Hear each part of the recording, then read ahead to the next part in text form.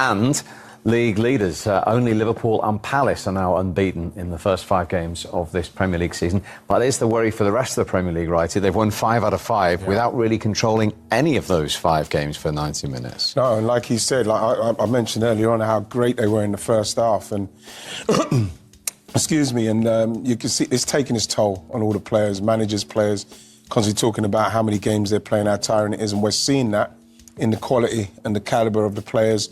We saw it here today. We're looking at Pep having to play 4-5-1 to try and try and hold teams off instead of going for teams. Because I think that the players are in a situation where they're playing a lot of football. We're losing a lot of quality, but at the same time, Liverpool, they done it last season as well. People saying, this season, it's an easy start they've had, but they just kept going until no one could catch them up. And I think that they're doing the same thing now. The difference is this season is that they haven't really started playing brilliantly apart from the first half in that game. And when that clicks in, I don't know who's going to stop them. It's good while you're here to talk about this wonderful striking dilemma that he's going to have and has. He's got Isak in eventually, and obviously he needs minutes. But Hugo Ekitike has arrived, 3 goals in his first 5 Premier League games and 1 in the Community Shield. And there's been suggestions that perhaps he might not have signed for Liverpool if he knew that definitely Isak was going to go. For sure, I think he have a choice. If he knew definitely that Isak would be signing for Liverpool, he would never have joined the club. But now he's already here. He's already at Liverpool, doing the job. Now he has to focus on scoring goals. Obviously, we all knew that now there is a lot of games every 3 days, every 4 days, and he will have his chance to play. He's hit the ground running in front of goal, Manu, hasn't he? Which is beautiful. That's what I said. At some point, I can't see them, if they don't have a choice, they have to play with 2 strikers. Him and because he likes to come deep and take the ball and run, and he can control the ball. Technically, he's very good. Same as Isaac. Obviously, if you have to choose one, Isaac would definitely stand in front of him because he got more quality.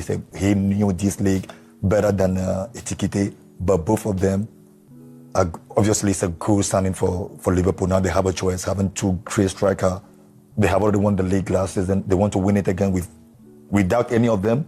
I think now they knew that having both top striker in the league, they have even a bigger chance to win it. They've won the league with Diaz and Nunez in the squad.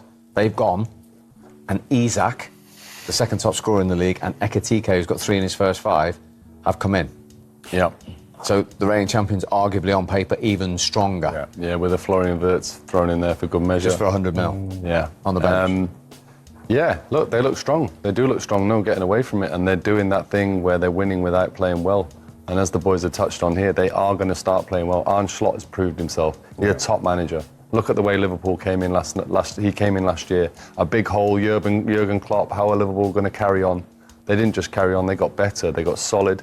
He's well coached, well drilled, he's getting some good time with his players. If he can get them firing, as Wright touched on, and Addy, they're going to be really tough to stop. How do you see this Isak Ekitike thing developing, medium term here, when they're both fully fit and scoring? Well, if that's true, that he didn't know that he was definitely going to sign, otherwise he wouldn't have signed, then there's going to be a problem, isn't it? Because, he's playing well. What's going to happen now? Isak's got to play. He's £125 million, whatever it is. So there's going to be some form of problem. He's going to either have to play out on the left or something, and he's doing brilliantly in the middle. Isak's got to come in and he's got to justify his tag. So we're going to have to see how that one pans out, Steve, simply because if I'm Ekitike, I want to play. I want to play every week. And he's playing and scoring. He's playing and scoring. So all of a sudden now, Arne Slot's got a massive problem because he's got a striker who's scoring, but he's got a striker that's got to come in and play because, they bought him for a lot of money. So, hopefully that will kind of derail him a little bit. They're derailing. Pep's playing 5-4-1. Exactly. Pep's playing 5-4-1. That's what we need. Arsenal using long throws. But the thing is that if I'm a striker, Addy, that is already worrying me. Because obviously when Ekitike signed, that it wasn't happening. I know it was still all going on with Isak. But then all of a sudden he's signed. There's no way Ekitike is in his house thinking, this is fine, I'll be all right. Yeah. He knows he's got to hit the ground running, he has. But now what's got to happen, Steve, is that Isak has now got to start showing, well, why are we taking him out? Because Liverpool fans are singing his name loudly. So now Isak's the one that's got the problem in coming in, and he's got to try and displace Ekitike, and that's how it should be. as I'm saying again, if I look at both quality of these players, one can sacrifice to go on the left or one can sacrifice to play behind the other, because at the end of the day, if both are scoring, it will reach a time where you don't have a choice.